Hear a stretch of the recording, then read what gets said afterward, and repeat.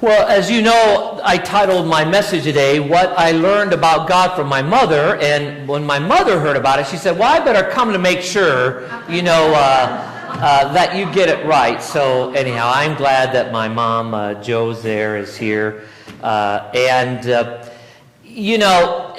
is true that we learned a lot about God from our mother. I mean, I learned a lot about religion when my mother would always say to me, you better pray that will come out of the carpet. I kind of learned the golden rule from my mother. She had a little different way of saying it. She would say, don't say anything bad about someone, and, if you can't say anything, don't say anything bad. Say something good about them.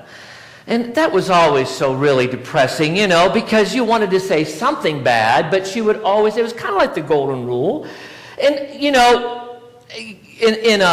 we see in Job, God says, I am who I am. When Job is challenging God, why are these things going? Why are you doing? I am who I am. My mother would always say, because I said so. Right? Why? Because I said so. Well, why? Because I said so. Yeah?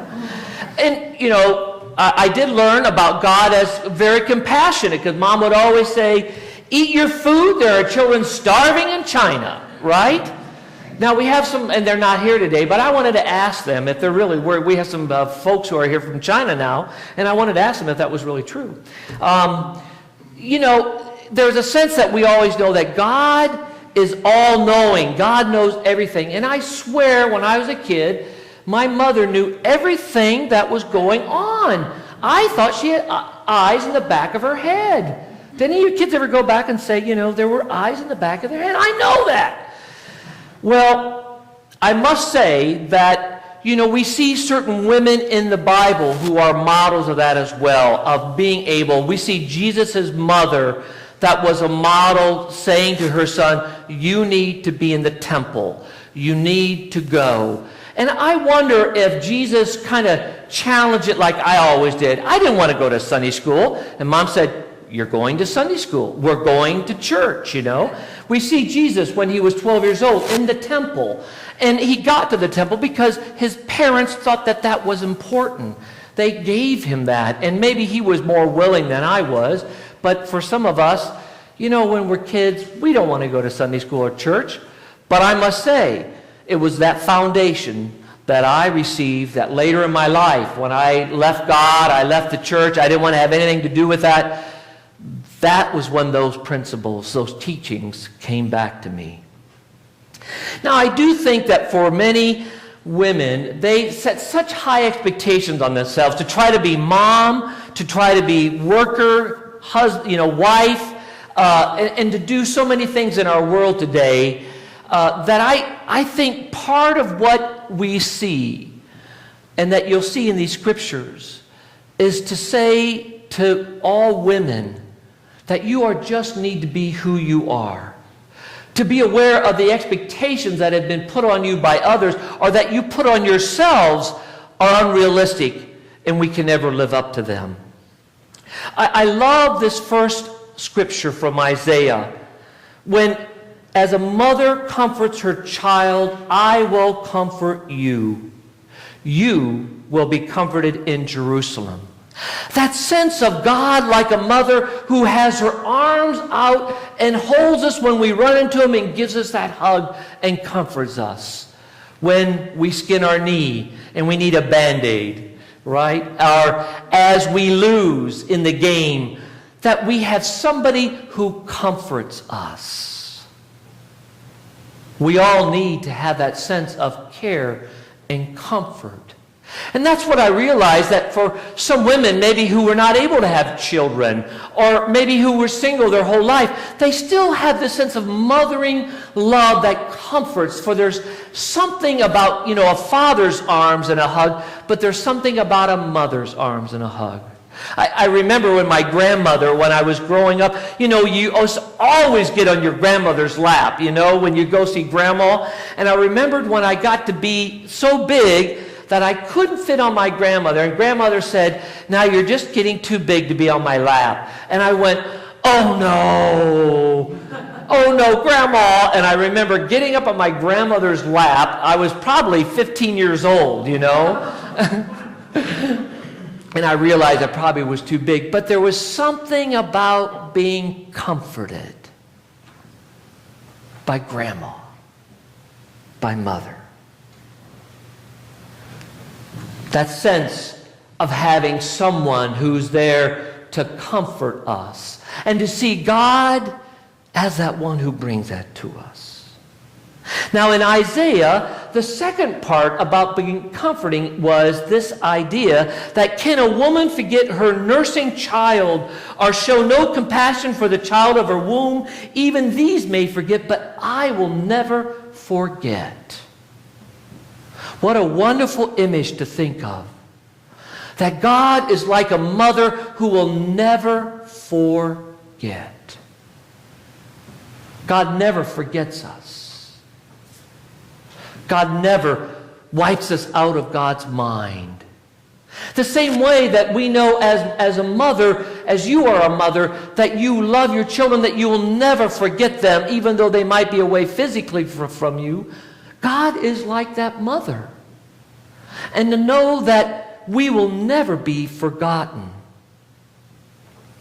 You know, even Jesus had that sense when he cries out on the cross and he says, "Why have you forsaken me? Where are you?" There are times that we feel like, God is not close to us. God is absent from us. But we know the promise that God will not forget us. I always loved that feeling that when I would come home as a kid and I would have how was school, Mom would say, and I'd say, "Oh, it was good." But you wouldn't believe, I had lions chasing me, and I had tigers, and I would make up these stories, these big stories. And Mom would just kind of give me that look, like, okay. She kind of knew it wasn't really, lions, but she would just listen to those.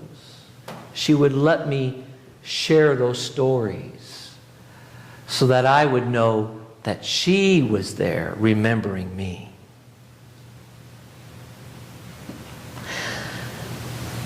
The final scripture is one about a woman having 10 silver coins.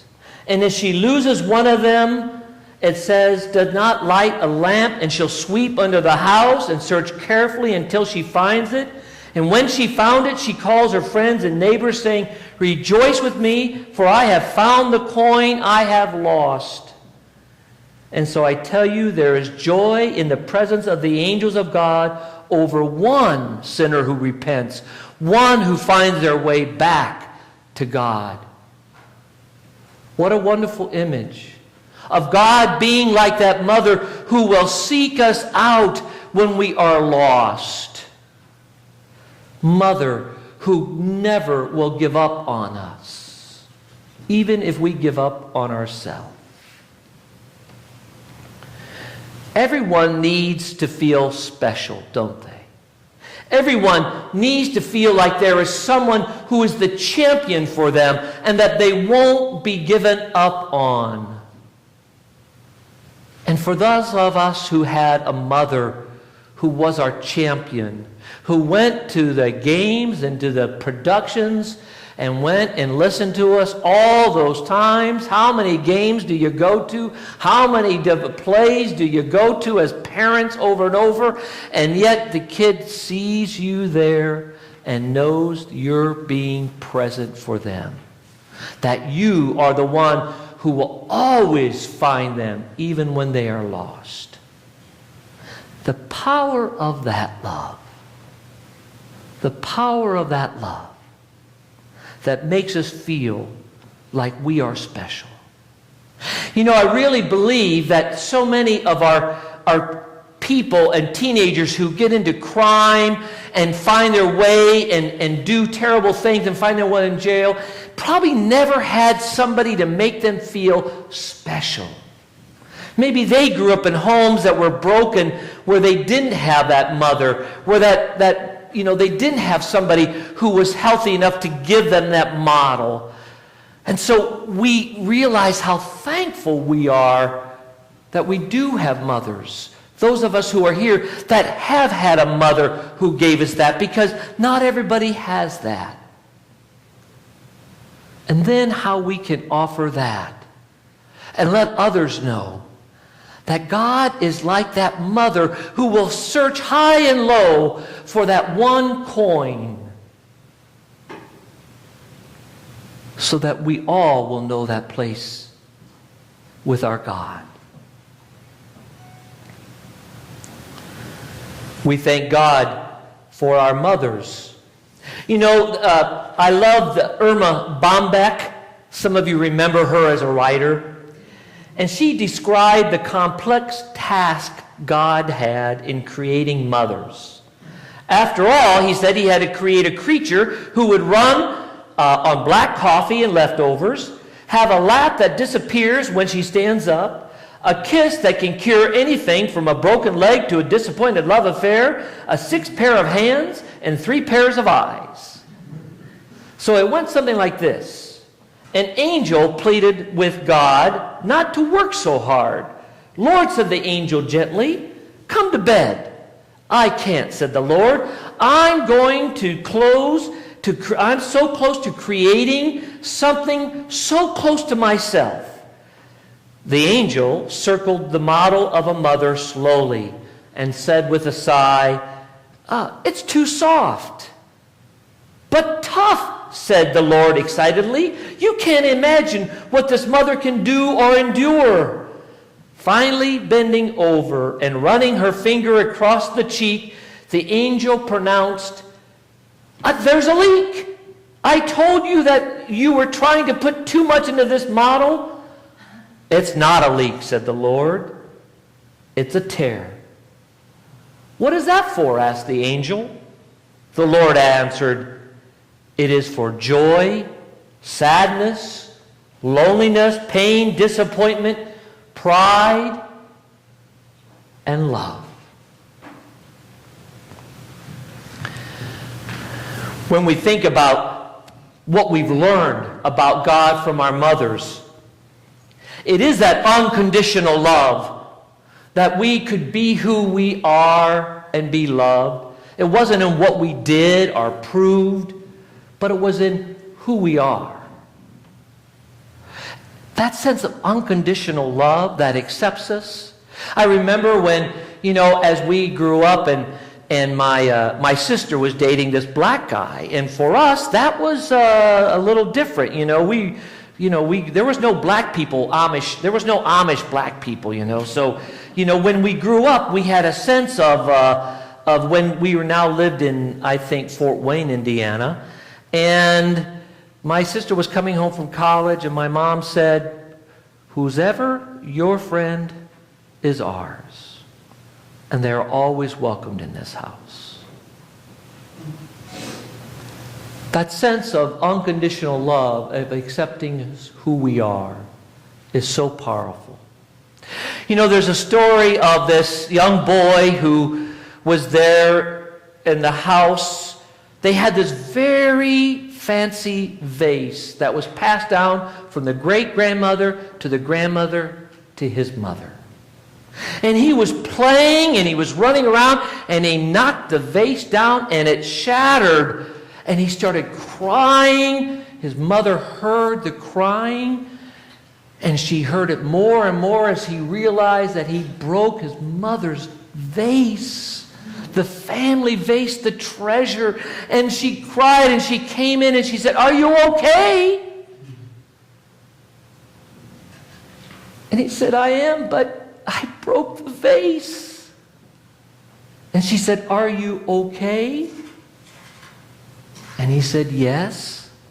And that was the day that he realized he was the family treasure. That he was really that treasure of his mother as she put her arms around him. As she comforted him. As she helped him remember that she would never forget him and that she would let him know that she loved him unconditionally. May you know God will never forget you. God will comfort you. God will never let something separate us from God's love. We will never be lost.